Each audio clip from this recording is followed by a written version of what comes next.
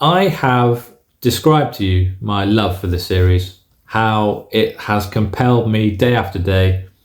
I've read every book except one in one sitting, and even that one was read in less than 24 hours. And then we moved on to The Reckoning, which is the last in the series. And this is where it falls into the category, for me, of the likes of Game of Thrones, Star Trek Voyager, Frasier, and some of the other shows that had such a disappointing ending that it almost taints the whole season that ended the show. I'll explain. So, some of you older readers, like me, may have watched a movie at some point called Phone Booth with Colin Farrell. Now, I remember watching that the first time and thinking, this is great, what a concept, staying in one place all the time, threat levels off the scale, brilliant. I can't watch it now because it's garbage. I realise it's rubbish. But this book is the shortest book in the series, which for a finale took me back a little bit, because I thought to myself, generally in a book series, the finale is the fattest book of all of them.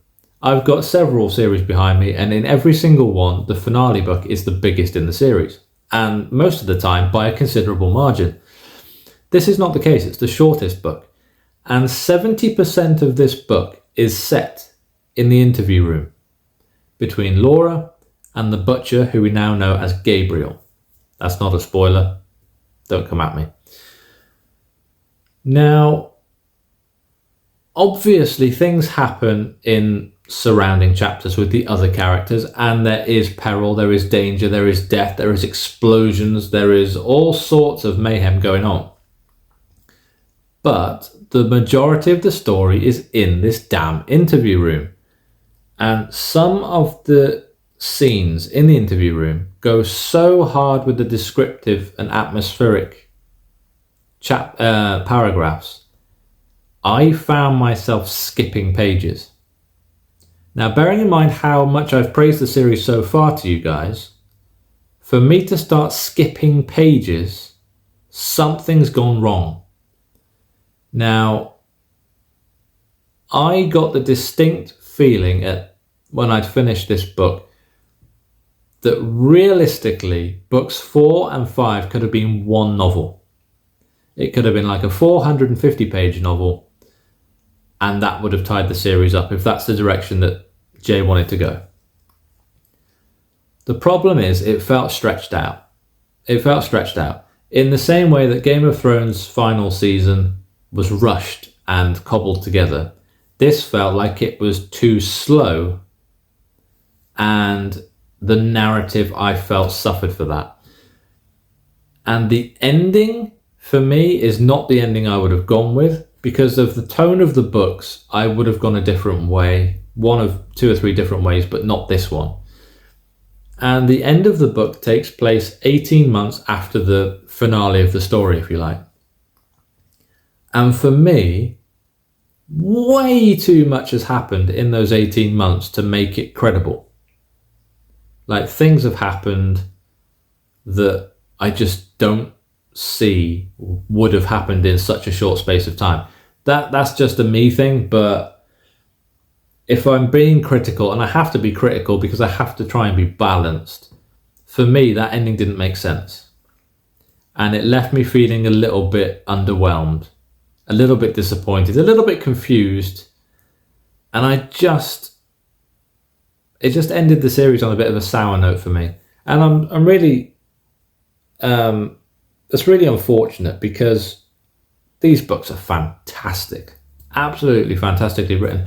And the other thing is, much like the third book, this book was littered with typos and edit errors. And I was able to sort of look past them. But again, a couple of times Laura was spelt Luara, and I was like, hang on a minute. And then I was out of the scene, you know. I had to reread the previous page. So I gave this one a 4 stars because it's incredibly well written for what it is. But for the finale to a series that's been as epic as it has, it just fell way too short for me. So hence the 4 stars rather than 5. But what I will say is, if you haven't read any of these books, please read them. They are brilliant. However, Jay does not do trigger warnings. The books have very heavy themes, so please either proceed with caution if you are triggered by heavy topics, or maybe Google other people who have read the books and created trigger warnings. I understand where Jay is coming from, where he says your feelings are not his responsibility, and that is correct to a point, but I have thought of doing the same many times, and my readers have asked me to continue, and if that's what they want, that's what they get. So do try and find trigger warnings for these because they are heavy, but they're so good. So good. It's just the last book that's ended on a bit of a downer, but overall the series is fantastic and I cannot recommend it to you enough. Now I need to read something fairly light because I have been in the doldrums of despair, misery, death, gore, violence, betrayal, all of this for the last week and a half, and I need something fluffy. So yeah, I don't know what I'm going to read now. But whatever it is, I'll get back to you.